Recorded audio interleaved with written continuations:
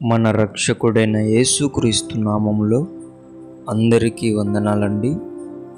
ఈరోజు దేవుని మాటలు కీర్తనల గ్రంథము 119 అధ్యాయము 59 వచనము.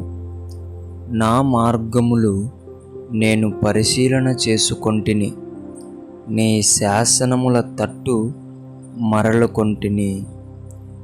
ప్రియమైన దేవుని బిడ్డలారా, మనం ప్రతిరోజు మన మార్గములను పరిశీలన చేసుకోవాలి.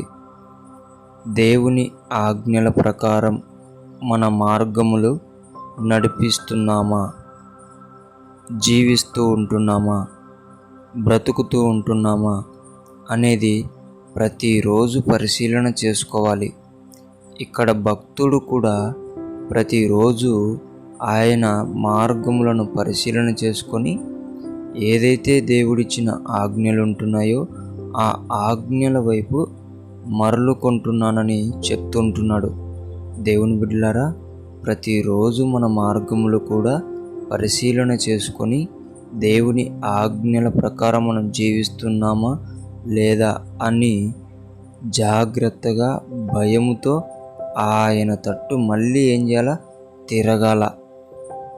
మన కన్నులు, మన చెవులు, మన నోరు, మన ఆలోచనలు, మన తలంపులు ఎలా ఉన్నాయి అనేవి పరిశీలన చేసుకొని దేవుని ఆజ్ఞలకు విరుద్ధంగా ఉంటే వాటి నుంచి మనం తప్పించుకొని క్రీస్తు రక్తంలో కడగబడుతూ ప్రతిరోజు కూడా ఆయన ఆజ్ఞల వైపు మన మార్గమును మలుచుకునే విధముగా మనము శక్తిని, బలమును పొందుకోవాలి.